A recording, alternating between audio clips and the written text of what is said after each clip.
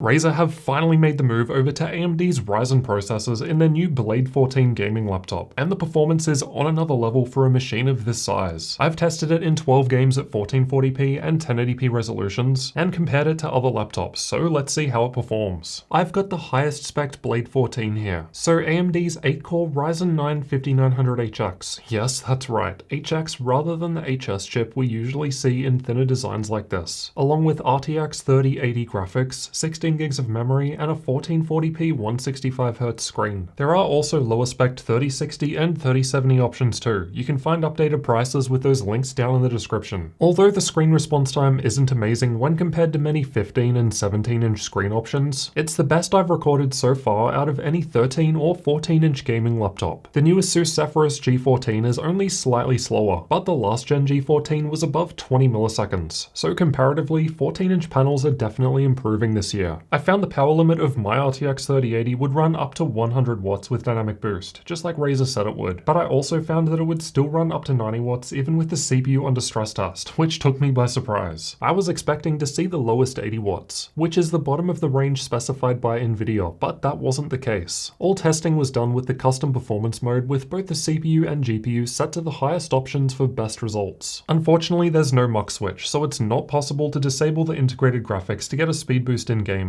But we can bypass it by connecting an external screen to any of the display ports, so I'll test that out as well. Alright, let's start out by seeing how well this Blade 14 compares against other laptops. Then after that, I'll also test it out in 12 different games at both the native 1440p and 1080p resolutions. Shadow of the Tomb Raider was tested with the game's benchmark, and I've got the Blade 14 highlighted in red. It's actually scoring the same as the Blade 15 Advanced from last generation with 8-core Intel CPU and RTX 2080 Super graphics. Quite a good result considering its smaller size. Now at the same time, the far cheaper HP Omen 15 with lower Ryzen 7 5800H and RTX 3070 is ahead of it, but consider that the Blade 14 is 18% faster than the new top spec Asus Zephyrus G14 while also being smaller in every dimension. Impressive stuff. I've tested Battlefield 5 in campaign mode at ultra settings. The new Blade 14 is again beating the last gen Blade 15 Advanced here. The 1% lows in particular are much improved and one of the better results recorded out of all laptops. The average frame rate is extremely close to the larger Asus Zephyrus G15 with similar wattage 3080, so another great result for the Blade 14. This time the Blade 14 is reaching 24% higher average FPS compared to the G14. And yeah, this top-end spec of Blade 14 probably costs more, but I think it's still interesting to see what's now possible in 14 inches. Far Cry 5 was tested with the game's benchmark at max settings. This game typically depends more on the processor, and this time the Blade 14 was just 6% ahead of the G14. The Blade 15 Advanced is also much further ahead now compared to the previous two games, but this title tends to favor Intel processors, so that may be why. The Blade 14 is just 4 FPS behind the smaller 13-inch X13 with 3080 eGPU, and that's not a cheap setup either. As I mentioned earlier, it should be possible to boost the performance of the Blade 14 by attaching an external screen, as this will bypass the iGPU. Both the Type-C ports on either side of the laptop and the HDMI port connect straight to the RTX 3080, so basically connecting an external screen to any port will give a speed boost. We're looking at a 7% boost to average FPS in Shadow of the Tomb Raider with this simple change. So not quite as big compared to some other laptops I've tested, such as the Asus Strix G15 Advantage Edition, but hey, still an easy way to get some additional performance out of the laptop. Esports games like CSGO that hit much higher FPS would see bigger gains here. Generally, the higher the frame rate, the more the integrated graphics acts as a bottleneck. Now that we've got an idea of where Razer's new Blade 14 fits in compared to others, I'll also test it out in 12 different games at both 1440p and 1080p resolutions. Cyberpunk 2077 was tested in Little China with the Street Kid Life Path. I've got the native 1440p results shown by the red bars, but I've also tested 1080p in purple to boost performance, which still looks alright at the smaller 14-inch screen size. 1440p actually isn't doing too bad here. 60 FPS was still possible at medium settings, though 1080p was able to surpass this even at ultra. Red Dead Redemption 2 was tested with the game's benchmark, and surprisingly 1440p Ultra was still capable of 60 FPS in this test. Quite impressive given the size of this laptop and the higher resolution. There's not much of a difference at low settings, but the gap increases at the higher setting presets. Call of Duty Warzone was tested with either all settings at minimum or maximum as it doesn't have predefined setting presets. presets. Again, 1440p max settings was still running fine and right on 100 FPS. Dropping down to minimum settings only offered a 14% boost to average frame rate, while instead keeping max settings but lowering to 1080p offered a larger 27% improvement. For control, I've tested with ray tracing enabled and disabled. Let's start with it off. This is a GPU heavy test, and even the 1% lows from medium and high settings at 1080p were ahead of the average FPS at 1440p. Regardless, 1440p max settings was still above 60 FPS here too. Generally, ray tracing without DLSS isn't a good time, and that was mostly the case here at 1440p, but look at 1080p. Even max settings is close to 60 FPS. There's no denying that DLSS offers a nice improvement in this title though, and now with DLSS combined with ray tracing, the Blade 14 is able to reach above 60 FPS at 1440p. Assassin's Creed Valhalla was tested with the game's benchmark. High settings 1440p could hit 60 FPS, while max settings at 1080p was able to do better still. I don't think this game, or most of the AAA titles tested so far, needs super high frame rates to play well, so again, great results from a smaller laptop. That definitely goes for Microsoft Flight Simulator 2, which was tested in the Sydney Landing Challenge. There's only a small difference between 1080p and 1440p resolutions here, something I've noted in other videos too. I'm not sure why, but with laptops at least, there just doesn't seem to be much of a performance difference, so I suppose might as well just stick to 1440p. Watch Dogs Legion was tested with the game's benchmark. Ultra settings was again above 60 FPS at 1080p, while 1440p needed medium settings to achieve a similar result. But yeah, again, mega high frame rates aren't a solid requirement in games like this, so 1440p even with higher settings would be okay too. Fortnite was tested with the same replay, and this is after the update that made epic settings heavier. Still, 1440p epic settings was above 100 FPS, while medium settings 1440p was close to the screen's refresh rate. Meanwhile, low settings at 1080p could hit 1% lows higher than the screen's refresh rate if you want a super smooth experience. It's a similar deal for CSGO. High frame rates no problem, but would be able to boost performance significantly in titles like this by attaching an external screen. Rainbow Six Siege was tested with the game's benchmark using Vulkan. 1440p max settings is hitting average FPS higher than the screen's refresh rate, so no problem here either. The weird results at 1440p low and medium settings were also seen with the Zephyrus G14, so I guess this is just some issue with this title on laptops at that resolution. I showed Battlefield 5 earlier in the comparison graph, but here's how it looks at different setting presets and with different resolutions. Again, great results even at 1440p max settings. But this is a last-gen game on modern hardware. Likewise, Shadow of the Tomb Raider was hitting high frame rate in the game's benchmark at 1440p max settings. So, very impressive results from Razer's new Blade 14 gaming laptop. But as you would probably expect, this top-end spec won't come cheap. Now, there are of course cheaper 3060 and 3070 configurations, but expect lower performance compared to what I've shown in this video. I had some doubts about the RTX 3080 in this laptop going into the testing, but it ended up doing better than I expected. Of course, you can pay less money for slightly larger laptops that will outperform it, so it really depends on how much you value that extra portability. In any case, I think this is still a great showcase of what a 14-inch laptop can do now. The screen response time isn't super amazing, but hey, it's better than the G14 competition. And both this and last year's G14 are significantly faster than what we had available from 14-inch laptops just last year. I'll cover things like thermals, battery life, and pretty much everything else about the Blade 14 in the upcoming full review video, so if you're new to the channel, make sure you're subscribed for that upcoming content. And I'll also do a dedicated comparison against the Asus Zephyrus G14. Come and join me in Discord and get behind the scenes videos by supporting the channel on Patreon, and while you wait for the full review, you can check out some of my other videos over here. I'll see you over in one of those next.